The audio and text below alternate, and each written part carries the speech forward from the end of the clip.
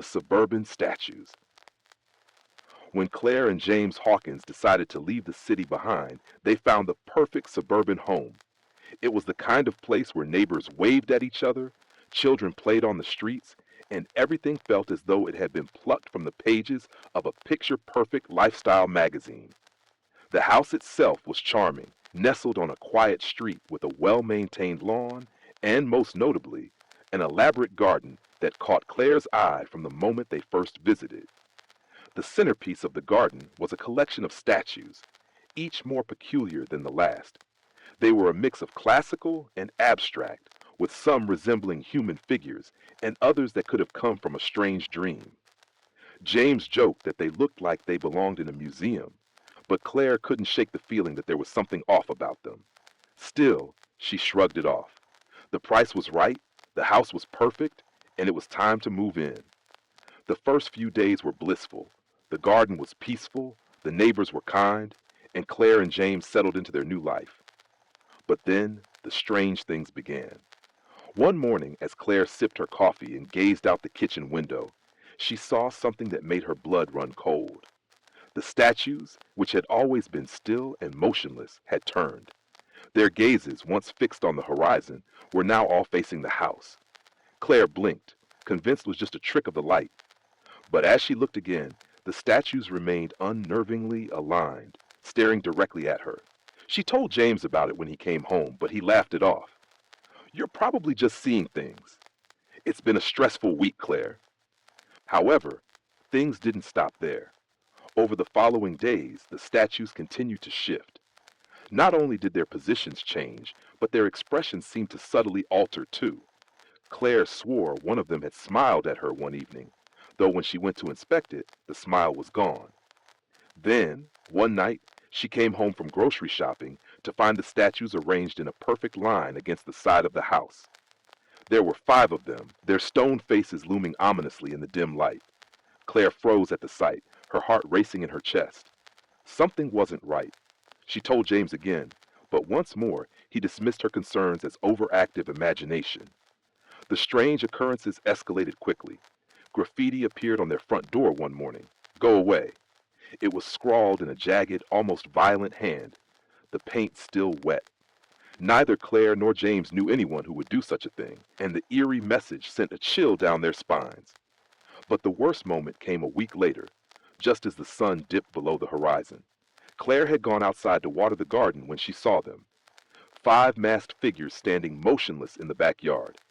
They wore old-fashioned white masks, their features grotesque and deformed, and they were performing an eerie, synchronized dance. Their movements were unnatural, jerky, as if they weren't entirely human. Claire stumbled backward in terror, her breath catching in her throat. She screamed for James, but when he came rushing outside, the figures were gone.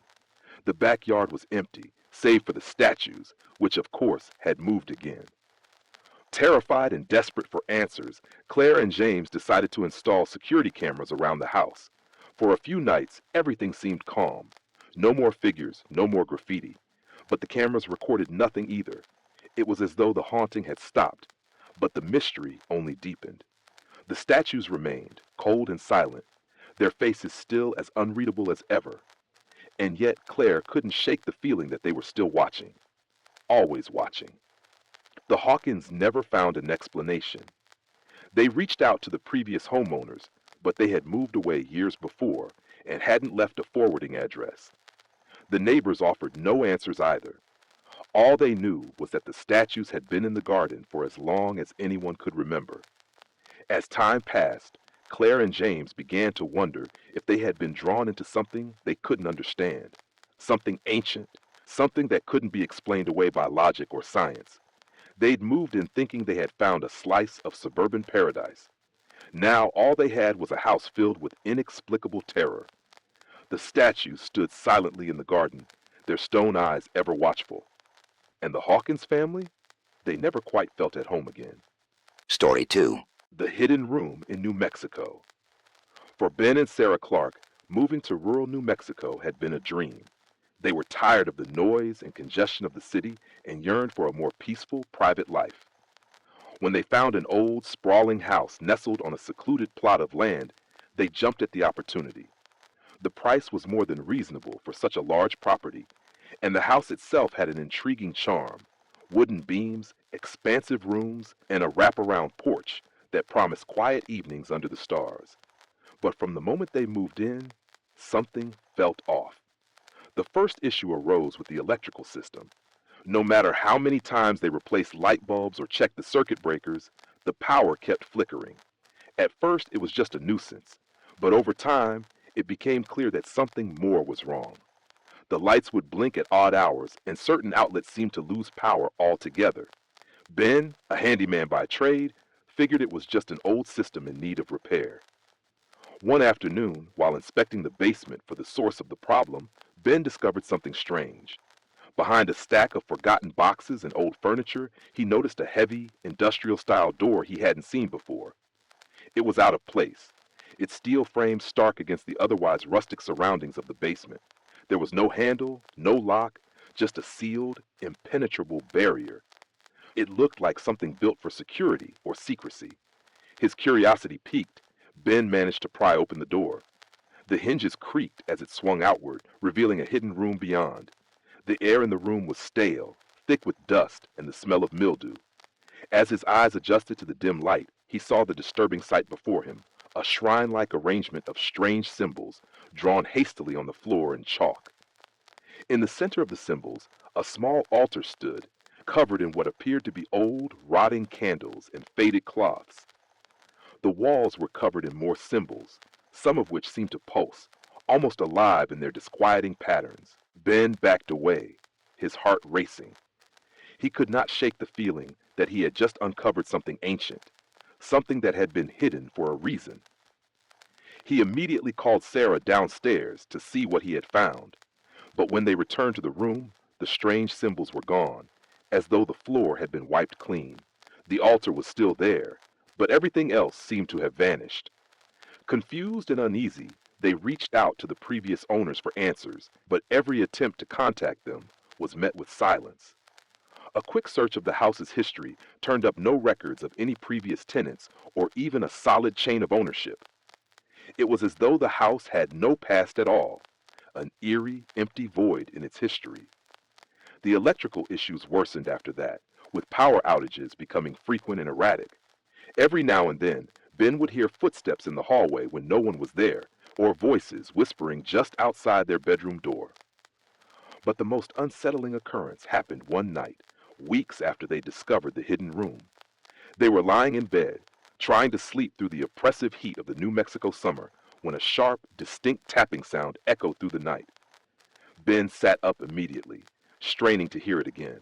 There it was, a soft, rhythmic tap, tap, tap on the bedroom window. He rushed to the window, his heart pounding, but found nothing outside, just the dark, empty desert stretching into the night. Panic gripped him as he scanned the empty yard. Then in the distance he saw it, a shadow, barely visible in the moonlight, moving slowly toward the house. The tapping continued, relentless, each tap seeming to match the steady steps of the figure. Ben slammed the window shut and turned to Sarah, his voice trembling. "There's someone out there." Sarah, still half asleep, glanced out the window and shook her head. "It's just the wind or an animal, Ben." But Ben knew it wasn't. He'd seen the figure, and he could feel the weight of something watching them, something far more malevolent than any natural presence. As the tapping grew louder, echoing against the glass, they both realized that their peaceful dream of rural life was rapidly turning into a nightmare. The house, the hidden room, the strange symbols, everything pointed to something dark and ancient, something that wanted to be found. And now it seemed it wanted something from them. The next morning they decided to leave. But as they packed their things, Ben caught a glimpse of something in the corner of his eye, a shadow flickering just outside the window. When he turned to look, there was nothing there, just the desert, stretching endlessly into the horizon. But as they drove away from the house, Sarah could have sworn she saw something in the rearview mirror, something standing in the window, watching them leave. The house was silent when they finally left, but Ben knew one thing for sure. Whatever had been hidden in that room, whatever had been lurking in the shadows, was far from finished. As they drove away from the house, The sense of relief was palpable, but it didn't last long. The further they got from the house, the more uneasy they felt. Sarah kept looking over her shoulder, as if expecting to see a figure standing on the porch, watching them leave. But when she turned, all she saw was the endless desert stretching behind them, empty and barren. The tapping, though, didn't stop.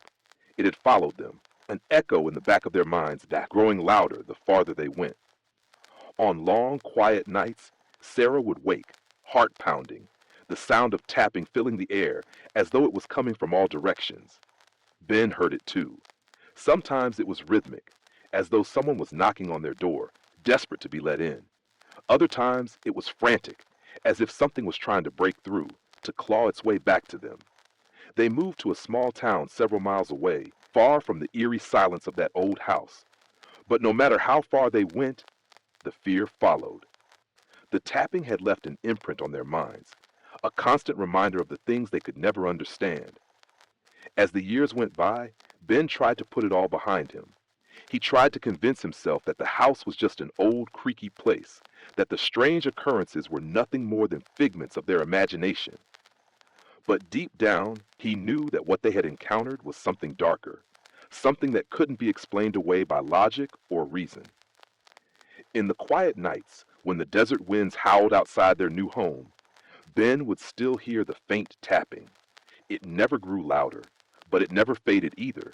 It was as if whatever had been in that hidden room was still out there, waiting, watching, and longing for something, or someone else to uncover its secrets. And so, the Clarks lived on, never fully free from the house, never fully free from the tapping. Every night, when the wind swept across the desert, Ben would listen closely, wondering if the secrets of that old house were still calling to him, still beckoning him back to the desert where it all began. Story 3. The Bizarre Neighbor. When Richard moved into the small house on the outskirts of town, he thought he had finally found the peace and solitude he had long craved. The quiet neighborhood, with its narrow streets and modest homes, seemed like the perfect escape from the hustle and bustle of city life. It was a fresh start, a place where he could unwind, focus on his work, and simply enjoy some tranquility. However, his sense of calm was quickly shattered by his elderly neighbor, Mrs. Edna Montgomery. At first, Richard didn't think much of her. She was a frail woman, probably in her late 70s, with a hunched back and white hair that she kept tied in a tight bun. She lived in the house next door, a place that looked as though it hadn't seen any significant repairs in years. Her garden, overrun with weeds, seemed to symbolize the state of her life, neglected and forgotten. At first, Mrs. Sana Montgomery simply waved at Richard when they crossed paths. But over time, her behavior became more peculiar. She began to watch him constantly, standing at her window, peering through the blinds as he came and went. It started innocently enough, but it didn't take long before Richard noticed her behavior was becoming obsessive.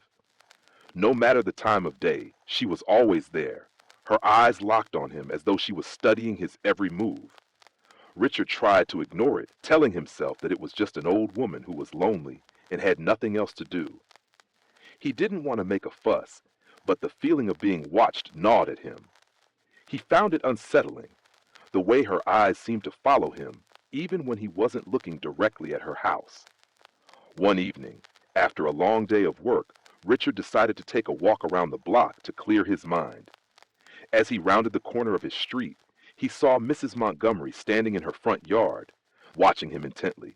She didn't wave or smile. She just stared, her gaze unwavering. Richard felt a chill run down his spine. As he neared his house, he turned back to see if she was still there.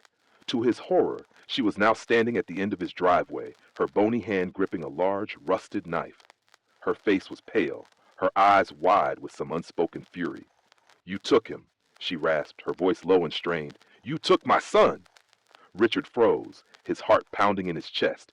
He had no idea what she was talking about. "What?" he managed to choke out, his voice trembling. "My son!" she shouted, her face contorting with anger and grief. "You took him from me! You took him!" Before Richard could respond, she lunged at him, the knife raised high. In that moment, adrenaline surged through him, and he instinctively stepped back, knocking into the mailbox. Mrs. Montgomery wasn't slowing down. She came at him with wild, frantic energy. The blade flashed in the moonlight as she swung it at him, and Richard narrowly avoided the strike. Panic set in as he realized how serious this was. He grabbed her wrist, trying to disarm her, but her grip was surprisingly strong for her age. The knife scraped against his arm, leaving a shallow cut, and he gritted his teeth, pulling harder. Finally, with one swift motion, he twisted her arm and wrestled the knife from her grasp, sending it clattering to the ground. Breathing heavily, he shoved her back, creating enough space to escape. He didn't stop to look back as he rushed into his house, slamming the door behind him and locking it. His hands were shaking, and his heart was pounding so loudly that he could barely think straight. The police arrived soon after, responding to a call Richard had managed to make during the struggle. They found Mrs. Montgomery still standing in her yard, staring at Richard's house with a vacant expression. She didn't resist when they arrested her, as though she had finally snapped into some kind of dazed, confused state. The following weeks were a blur. Mrs. Montgomery was taken to a psychiatric facility for evaluation, and her strange behavior was explained as a deepening mental illness. It turned out that her son, whom she often spoke about, had disappeared years ago, and she had never been able to accept it. She believed that Richard, a stranger, was somehow responsible for her loss, though there was no basis for her delusion. Despite the resolution of the incident, Richard couldn't shake the lasting effects of what had happened. The paranoia that had plagued him during his time living next door to Mrs. Montgomery only deepened after the attack. Every creak of the house, every shadow outside his window, made him feel as though he was being watched again. Even after moving away, he found himself glancing over his shoulder at odd hours, convinced that someone or something was still following him. The memory of Mrs. Montgomery's unblinking eyes, her wild accusations, haunted him. And no matter where he went, Richard couldn't escape the feeling that the terror was just waiting for him to let his guard down. In the end, he left that quiet neighborhood behind, but he knew one thing for certain: peace, for him, would never come easily again.